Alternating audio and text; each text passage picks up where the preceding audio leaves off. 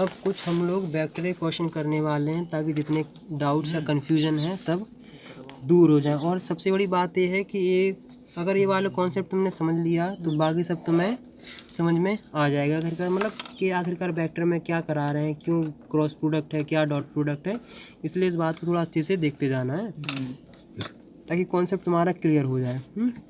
तो इतना तो हम बता चुके हैं कि जैसे अगर दो वेक्टर का एडिशन करते हैं तो सिंपली कर लेते हैं, इनके लिए सिंपल सा नियम है कि सिंपल सा जोड़ दो। और अगर दो वेक्टर को माइनस करते हैं तो सिंपली माइनस कर दो, तो माइनस कर देते हैं। लेकिन अगर दो वेक्टर को मल्टीप्लिकेशन करना है, क्या करना है, मल्टीप्लिकेशन करना है, तो उनके हमारे पास दो नियम हैं, एक डॉट है और एक क्रॉस है। तो हम तुम्हें तीनों चीज़ बताते हैं और जो डिवीज़न नहीं होता है, वेक्टर का भी डिवीज़न नहीं होता है। तो सबसे पहले हम मान लो कोई हमने अपनी मर्ज़ी से दो वेक्टर ले लिए, हमने ए वेक्टर मान लिया है, उसका मान लिया है आई कैप 2j माइनस के। इन क्वेश्चन को बहुत ध्यान से समझना, इसमें हम सारा कॉन्सेप्ट वेक्टर का दे रहे हैं, इससे क्लियर होता जाएगा। और बी वेक्टर है वो क्या है, वो है -i + j - 2k। मतलब अगर ये क्वेश्चन कर लिए तो मैं मतलब बहुत सारा कॉन्सेप्ट क्लियर होता जाएगा। तो जैसे अगर मान लो हमें दो वेक्टर क्या करना है, एडिशन करना है। जैसे मान लो हम कहेंगे इन दो वेक्टर को तुम क्या करो, एडिशन करो। तुम कहोगे a + b, तो सिंपल सा कुछ नहीं, ai 2j - k, फिर करो। अब इनका सिंपल सा एडिशन करना ना, तो -i j - 2k ये कर दो। ये देखो ये माइनस का, ये प्लस का है तो 0 हो जाएगा। ये अब देखो ये नल वेक्टर मतलब इसमें 0 हो जाएगा, इससे टेंशन नहीं लो। 2j और j 3j हो जाएगा। -k और -2k -3k हो जाएगा। मतलब अगर हम इन दो वेक्टर का क्या करें, एडिशन करें, तो हमारे पास आंसर क्या आता है, 3j - 3k। अगर मान लो हम इन्हीं दो वेक्टर का क्या करें, सब्ट्रैक्शन, मतलब ए में से हम b घटाएं तो क्या करेंगे, i 2j - k और माइनस i और +j - 2k। अब i + 2j - k, ये माइनस प्लस हो जाएगा, ये माइनस हो जाएगा और माइनस ये प्लस हो जाएगा। ऐसे देखो i 2i हो जाएगा।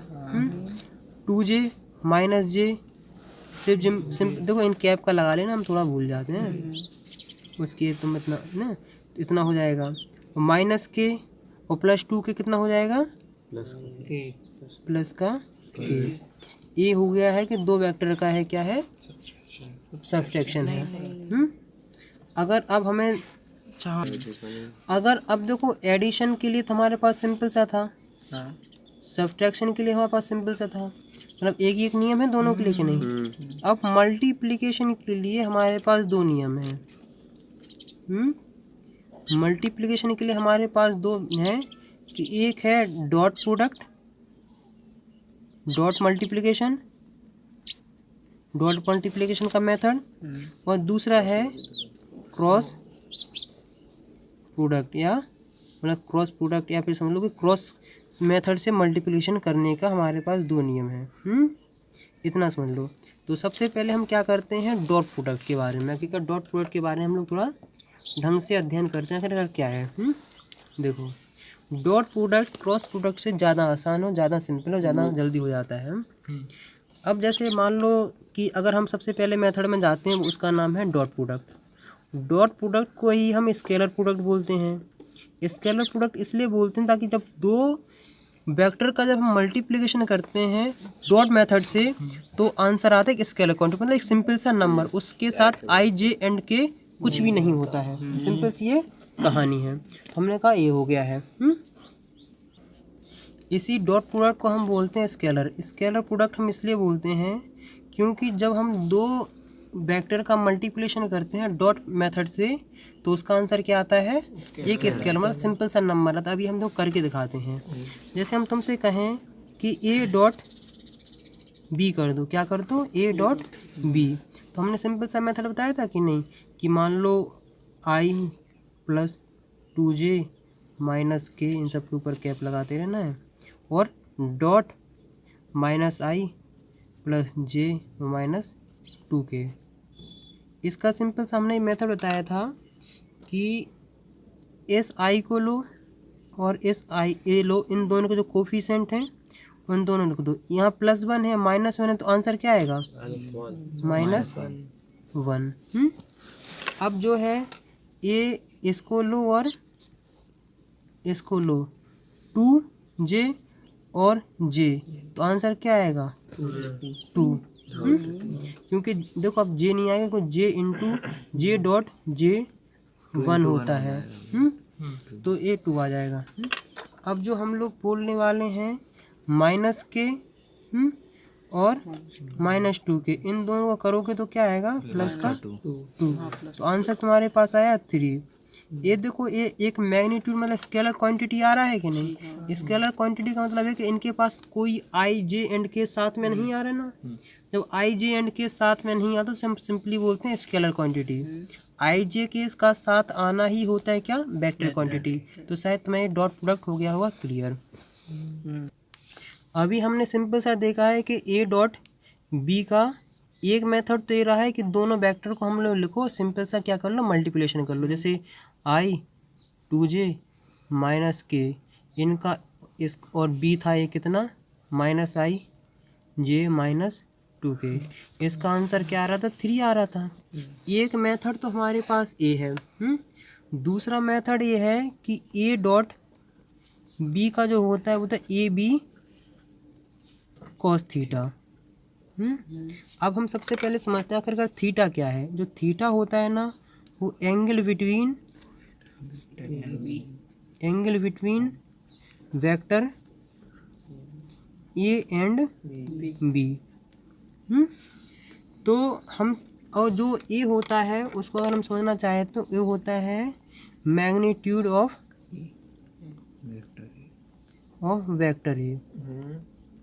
Vector A. और जो बी होता है वो होता है मैग्नीट्यूड ऑफ वेक्टर बी।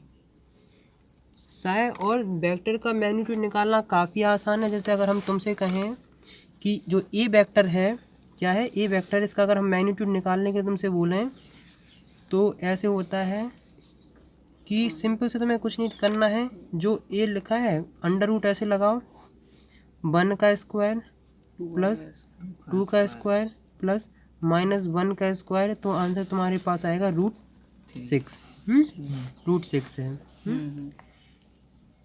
समझ रहा है कि नहीं, ये सिंपल सा है। तो अब ये एक मेथड तो ये सिंपली हमने ए मेथड रहा ए, सिंपली रख लिया।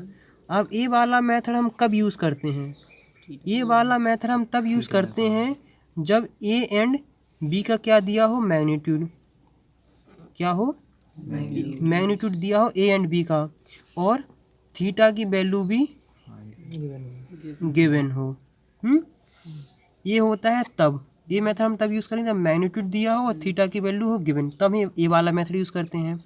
और ये ऊपर वाला गिवन, ऊपर वाला हम कब यूज़ करते हैं, जब सिंपली वेक्टर दिया गया हो।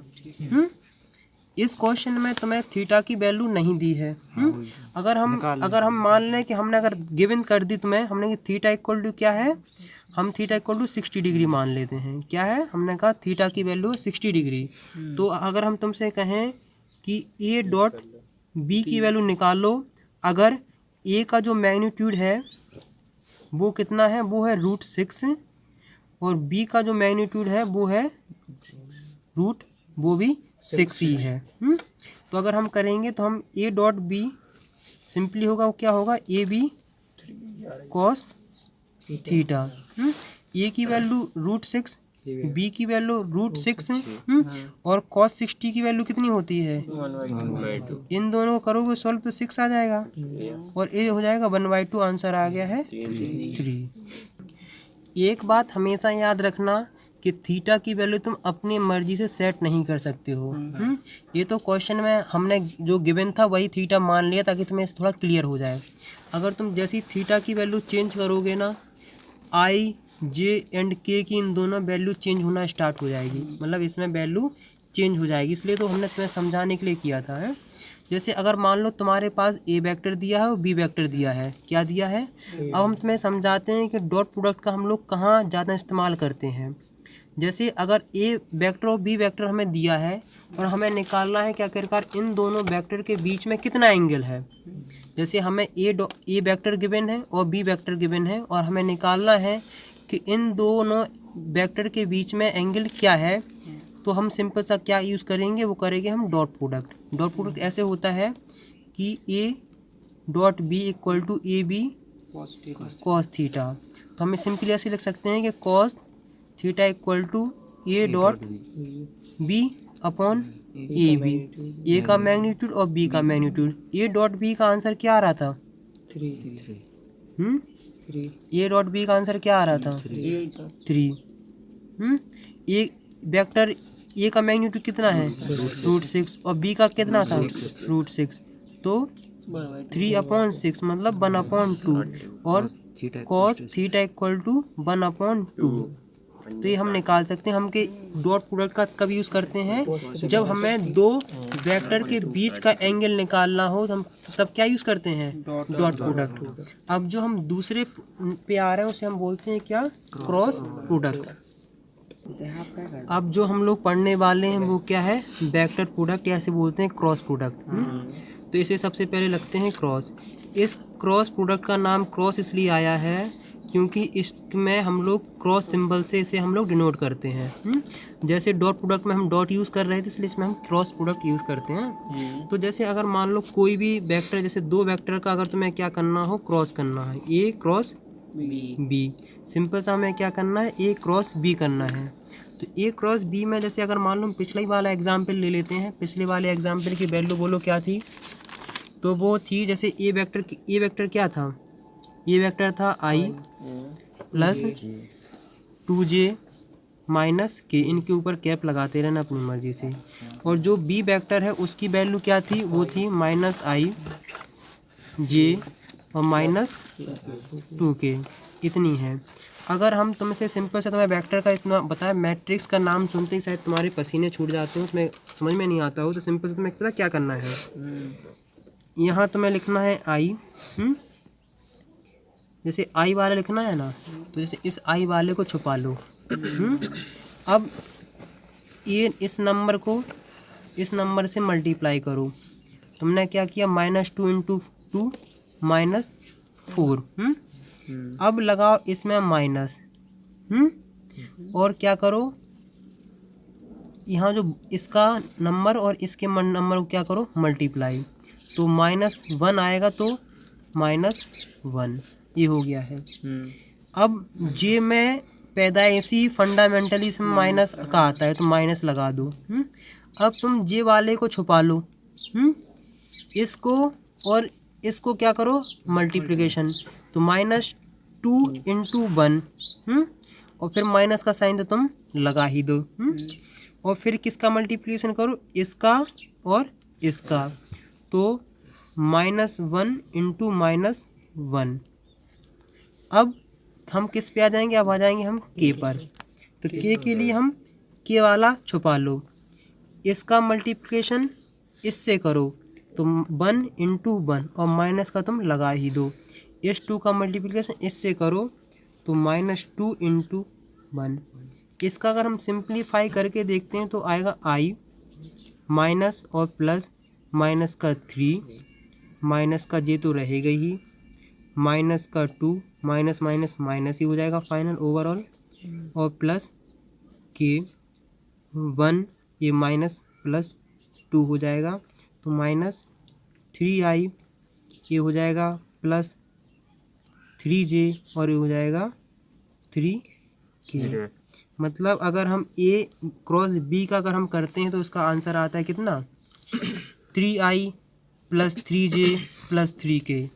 क्रॉस अगर ए पता किसका आ रहा है, जब ए क्रॉस कर रहे हैं बी, अगर हम ए डॉट बी कर रहे थे तो आंसर क्या आ रहा था, 3। इसका मतलब ये है कि इसके साथ i j एंड k है ना, इसका मतलब ये एक प्रकार का वेक्टर है। इसलिए इसे वेक्टर प्रोडक्ट बोलते हैं। 3 सिंपल सा क्या है, एक मैग्नीट्यूड नंबर है ना, इसके साथ आई जे एंड के तो नहीं है, इसलिए बोलते हैं इसे स्केलर, इसलिए इन दोनों का ऐसा नाम पड़ा है। अब तुम्हारे पास क्या हुआ है, तुमने देखा है कि एक मेथड तुम्हारे पास सिंपल है, एक मेथड तुम्हारे पास ये होता है कि ए क्रॉस बी कर दो, तो आंसर आता है ए बी साइन थीटा और नॉर्मल वेक्टर। अब हम सबसे पहले समझते हैं क्या करें, थीटा क्या है। जो थीटा है ए है वो हर बार की तरह क्या है, angle between vector A and B, angle between vector A and B. जैसे मान लो ए वेक्टर ए रहा और B vector A vector A रहा और बी वेक्टर ए रहा, इन दोनों के बीच का जो थीटा होता है उसी को हम थीटा बोलते हैं। तो अगर जो थर्ड वेक्टर जो आता है वो इसके क्या आता है, परपेंडिकुलर ही आता है, इसलिए इसका नॉर्मल हम लोग यूज़ करते हैं। अब अगर हम इस मेथड से तुम्हारे लिए वैल्यू निकालना चाहें तो चलो निकालते हैं। हमें पता है कि जो ए, इसका मैग्नीट्यूड कितना था, √6। बी वेक्टर था, उसका मैग्नीट्यूड कितना था, √6। हमें सब दिया है और हमने तुम्हें बताया था कि हमने थीटा की वैल्यू कितनी ली थी, 60। अगर तुम्हारे पास गिवन भी ना हो और तुम्हें थीटा की वैल्यू निकालनी हो तो तुम क्या करोगे, ए डॉट बी करोगे, तो ए बी कॉस थीटा आ जाता है, मतलब कॉस थीटा इक्वल टू क्या हो जाता है, A dot B upon A B. तो थीटा इक्वल टू हो जाएगा cos inverse A dot B और ए एंड बी। तो मैं सिंपल सा ये इतना सा निकलता आएगा, मतलब इसका मतलब ये है कि तुम्हें थीटा की वैल्यू तुम इस मेथड से निकाल सकते हो। इसमें तुम्हें अगर थीटा की वैल्यू तुम यहाँ पुट कर दोगे, अगर तुम निकालोगे, देखना वही हमने निकाल चुके हैं। तो हम सिंपल सामने देखा कि ए की वैल्यू रखो, ए की अगर हम यहाँ पुट करना स्टार्ट करते हैं, हम लोग क्या करते हैं, ए का मैग्नीट्यूड कितना है, √6 और बी का मैग्नीट्यूड कितना है, √6 और साइन 60 इंटू एक नॉर्मल वेक्टर। अभी इस नॉर्मल वेक्टर की तुम्हें वैल्यू कुछ भी पता नहीं है। ये जो नॉर्मल वेक्टर है ये जो नॉर्मल यूनिट वेक्टर है, यूनिट वेक्टर ऑफ नॉर्मल, जो इन दोनों के नॉर्मल बन रहा है ना, उसका यूनिट वेक्टर, मतलब जैसे मान लो अगर ऐसे मान लो ये सरफेस है, तो सरफेस के जो नॉर्मल है उसका यूनिट वेक्टर को हम यूनिट वेक्टर ऑफ नॉर्मल बोल रहे हैं। तो इतना हमें सिंपल सा, ज़्यादा डाउट्स मतलब कन्फ्यूजन नहीं जाना और नोट्स की टेंशन नहीं लेना, अगर कहोगे नोट्स तो बाद में अरेंज हो जाएंगे। सबसे मेन बात है कॉन्सेप्ट समझना। नोट पता है कौन बच्चे ढूंढते हैं, जो बच्चे गधे होते हैं, जिन्हें समझने से दूर दूर तक कोई रिश्ता नहीं रहता, वो सोचते हैं नोट्स तो देना चाहिए, और जो टीचर नोट्स नहीं देता है ना तो सोचते हैं ये अच्छा नहीं पढ़ा रहा है। तो नोट्स के पीछे मत भागना, सबसे पहले समझो कि समझाए क्या जा रहा है। तो हमने उसकी वैल्यू रखी, इन दोनों को तो मल्टीप्लिकेशन करो कितना आएगा, 6 और साइन 60 की वैल्यू कितनी होती है, √3/2 और n वेक्टर, ये कैंसिल हो जाएगा, 3√3 और n।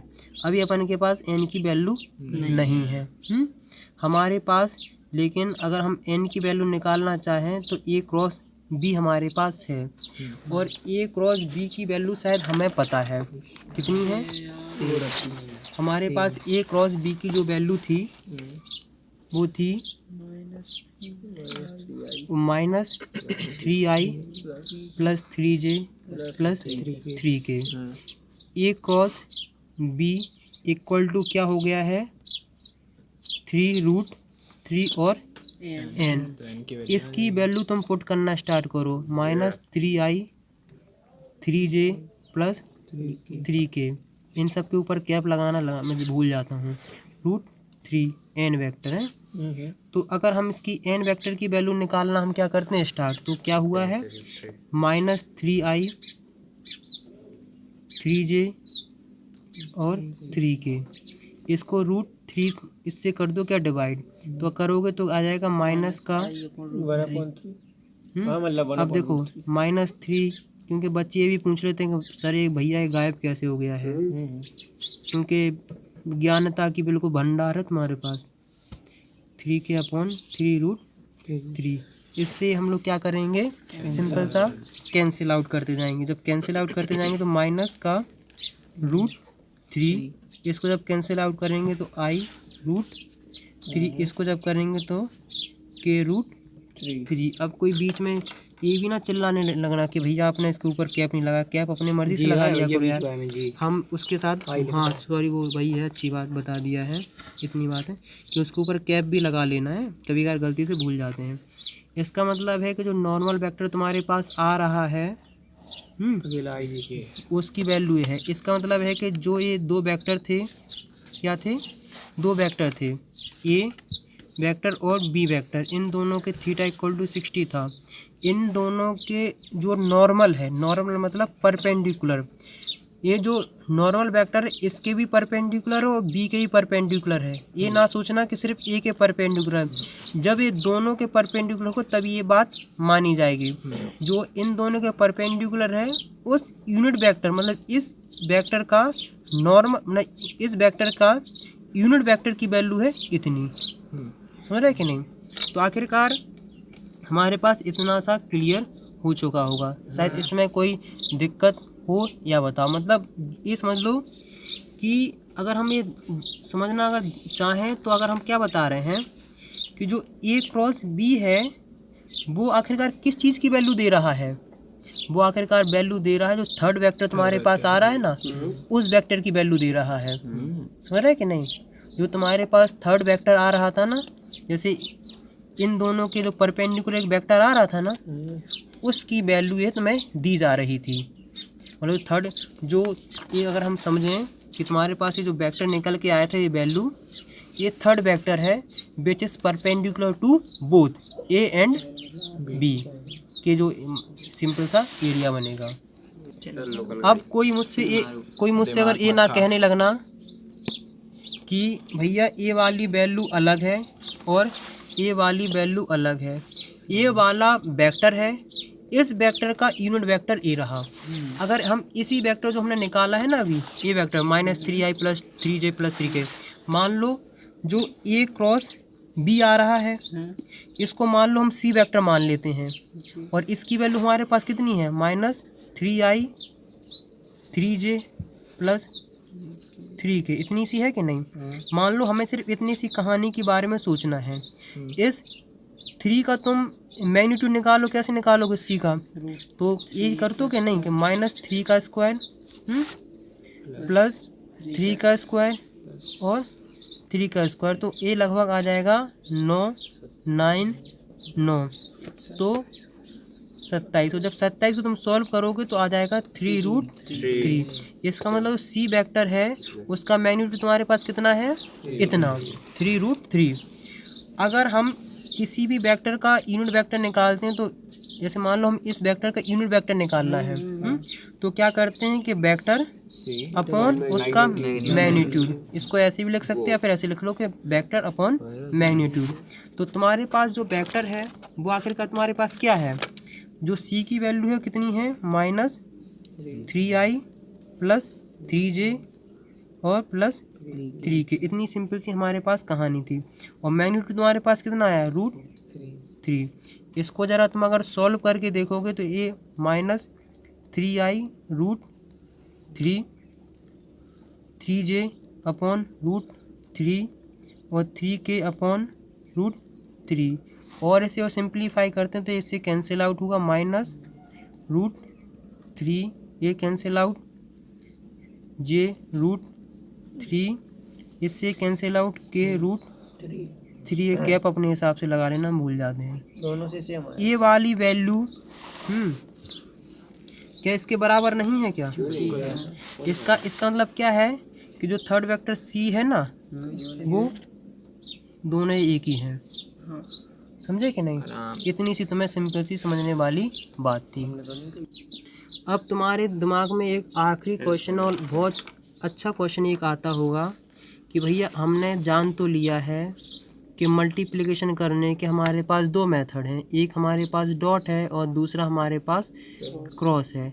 लेकिन हम लोग कहाँ देख के पता लगाएं कि यहाँ क्या डॉट होगा और यहाँ क्रॉस होगा? सबसे बड़ी बात तो यही आती है कि अगर भैया हम अपने से कैसे पता लगा लें कि डॉट कहाँ होगा और क्रॉस कहाँ होगा? तो ऐसा तो कोई अभी नियम हमें तो नहीं लगता है कि ऐसा कोई होगा। वो तो क्वेश्चन के जैसी वैल्यू है। देखो जैसे देखो वर्क इक्वल टू क्या होता है? फोर्स। अभी तो सुनो, अब तुम बचपन में पढ़ते आते थे फोर्स इक्वल टू क्या, वर्क इक्वल टू क्या था? Force into displacement. और अगर हम तुमसे पूछो टॉर्क इक्वल टू क्या होता था? मतलब रेडियस मतलब डिस्टेंस, डिस्प्लेसमेंट बोलते थे हैं, इनटू फोर्स। अभी सिर्फ पता है इस इनटू का मतलब मल्टीप्लिकेशन होता था। अभी तुम यही फॉर्मूला याद करते थे कि नहीं? फोर्स इनटू डिस्प्लेसमेंट वर्क होता है और डिस्प्लेसमेंट इनटू फोर्स क्या होता है? टॉर्क होता है। अब देखो ये वाला फोर्स दोनों एक ही है कि नहीं? डिस्प्लेसमेंट और डिस्प्लेसमेंट भी एक ही है, मतलब क्वांटिटी तुम्हें एक से दिख रही है कि नहीं? लेकिन अगर तुम ये देखना चाहोगे तो जो वर्क है वो एक स्केलर क्वांटिटी है, अगर तुम टॉर्क देखना चाहोगे वो एक वेक्टर क्वांटिटी है। तो जैसे वेक्टर प्रोडक्ट हम तब करते हैं कि जब दो वेक्टर का इफेक्ट तीसरी वेक्टर में दिखाई देने लगे, समझ रहे हैं कि नहीं? तो हम तब करते हैं क्रॉस प्रोडक्ट। और वैसे तुम्हें पता हो जाएगा, जैसे देखो अगर मान लो ए बी कॉस थीटा लगा है, तो समझ लेना कि ए डॉट बी किया गया है। और अगर ए बी साइन थीटा हुआ है तो तुम इतना समझ लेना ए क्रॉस बी हुआ है। इतना सिंपल सा भी तुम्हें दिमाग में रखने वाली बात है। वेक्टर में ज़्यादा कोई घबराने वाली बात नहीं, बहुत सिंपल है। टॉर्क में तो इसलिए अभी तुम लोग इसका पढ़ोगे तो पढ़ोगे एफ एस कॉस थीटा। अगर तुम पढ़ना चाहो उसको तो इसमें आएगा एफ एस कॉस थीटा, और इसमें तुम पढ़ोगे R F sine theta. A B vector, A B vector, A B vector, A B vector. बस अब हर जगह अलग अलग कुछ ना होना चाहिए। और ज़्यादातर जो इसका यूज़ होता है वो इसका यूज़ मिलेगा तुम्हें रोटेशनल में, और इसका जो तुम्हें यूज़ ज़्यादा मिलेगा वो मिलेगा इस लीनियर मोशन में।